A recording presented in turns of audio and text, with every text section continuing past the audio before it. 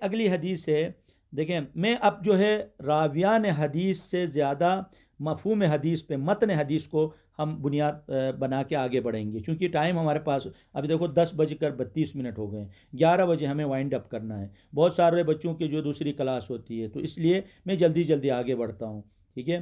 دوسری حدیث ہے، اللہ کے نبی نے فرمایا کہ سچا اور التاجر الصدوق، یعنی سچا، امین، امانت دار کو کہتے ہیں، وہ مع النبیین والصدیقین والشہداء، یعنی ان کا جو ایماندار تاجر ہے، امانت دار تاجر ہے اور سچا تاجر ہے، وہ انبیاء کے ساتھ، جو سچے ہیں صدیقین ہیں ان کے ساتھ، اور شہداء کے ساتھ محشور ہوگا۔ اب آپ دیکھیں، اندازہ لگائیں کہ ایک تاجر ہے، اس کا کام کیا ہے؟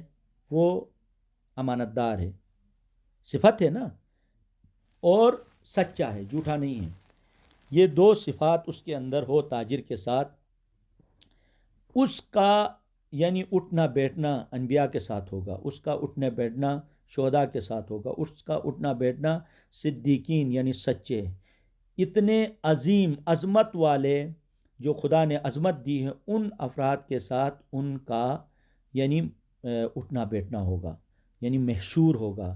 کل ہم دنیا سے جائیں گے تو ہم ان کی صحبت میں رہیں گے۔ آپ اندازہ لگائیں، یہ جو دو صفات انسان یعنی شخص پہ نہیں ہوتی ہیں، شخصیت پہ ہوتی ہیں۔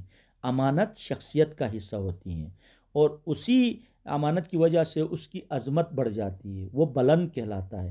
دیکھو، جھوٹے انسان سے کبھی کوئی بھی شخص محبت نہیں کرتا ہے، جھوٹا۔ اب آپ دیکھیں، میں اس کی چھوٹی سی مثال میں آپ اپنے گھروں میں دیکھ لیجئے گا، بچے ہوتے ہیں، ماں باپ بہن بھائیوں سے قریب ہوتے ہیں، آپ گھر سے نکلتے وقت کہتے ہیں آپ یہاں پہ آپ بیٹھیں، میں واپسی پہ آپ کو کوئی چیز لے کے آتی ہوں یا آتا ہوں۔ آپ نے جو ہی کہا، اب وہ بچہ ہے نا، شخصیت ہے، وہ لمحے گننا شروع کرتا ہے، کب میری امی، کب میرے ابو، کب میرے بھائی یا بہن آئیں گے اور ساتھ میں وہ چیز لے آئیں، وہ منتظر، اور آپ آتے ہیں، آ کے اب وہ اتنی اس سے ان حماقیت کے ساتھ، اتنی خوشی کے ساتھ آپ کا استقبال کرتا ہے، تو آپ نے جو ہی آپ سے پوچھتا ہے وہ میری چیز، تو آپ کہتے ہیں کیا کہا؟ میں نے کب کہا تھا؟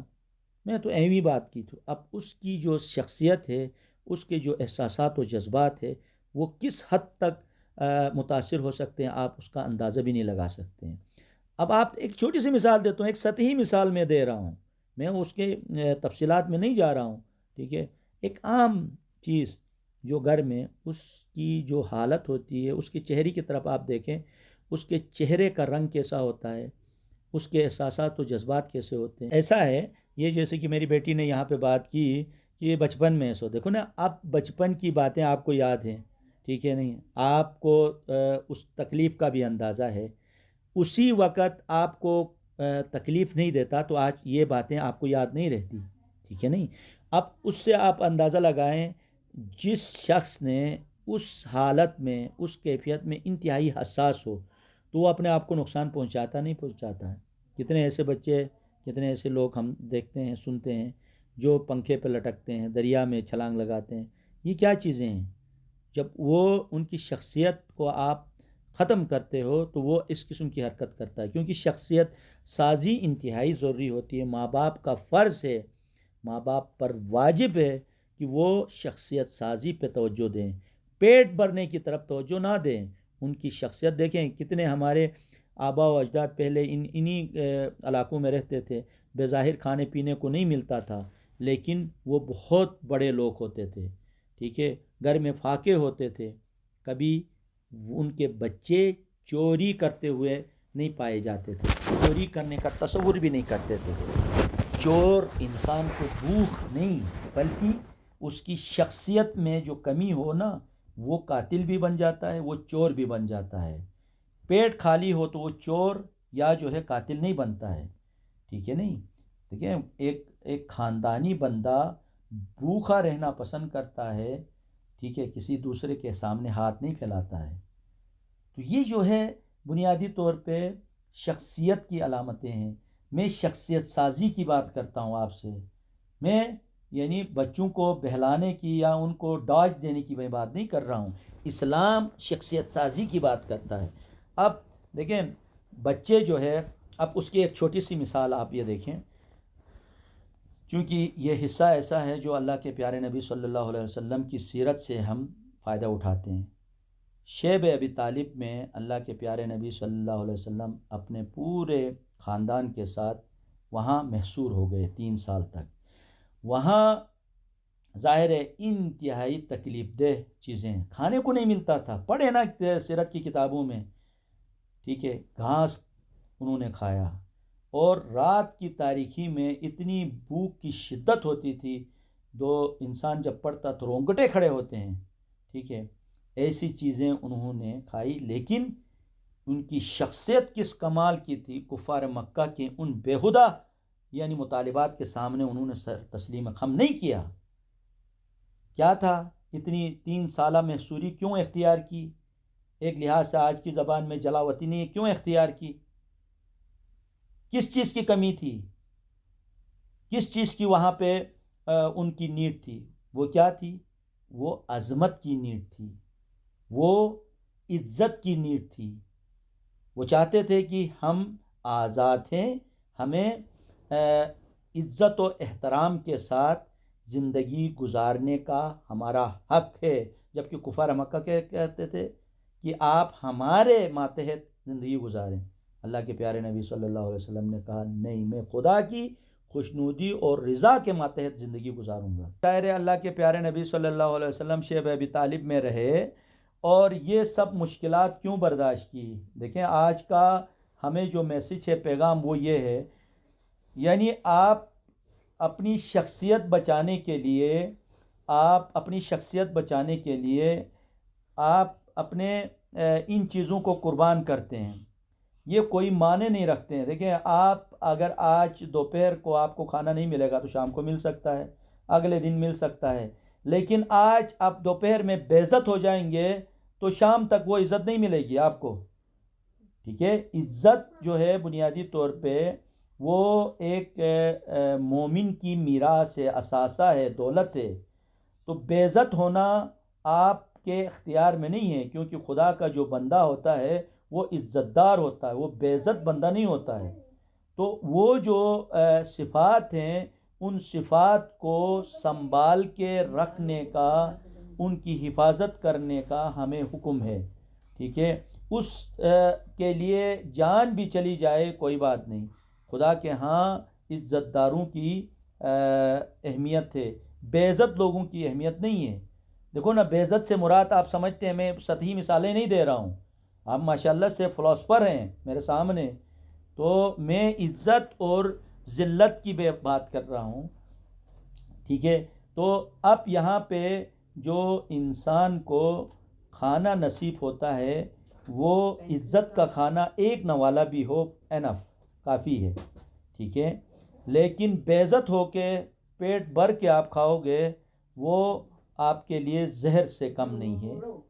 زہر یہاں تشبیہ دی جاتی ہے تو اس میں سچ مچ زہر نہیں ہوتا ہے، اس میں آپ کی شخصیت تباہ کرنے کے لیے زہر ہوتا ہے، جس میں آپ کا یعنی آپ کی جو اثاثہ ہے، جو دولت ہے، وہ ہمیشہ ہمیشہ کے لیے آپ سے چھن جاتی ہے.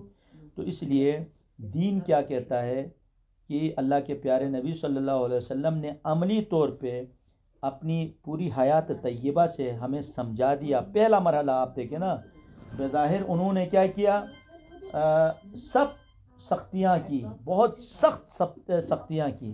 آپ نے ویلکم کہا، ایکسیپٹ کیا.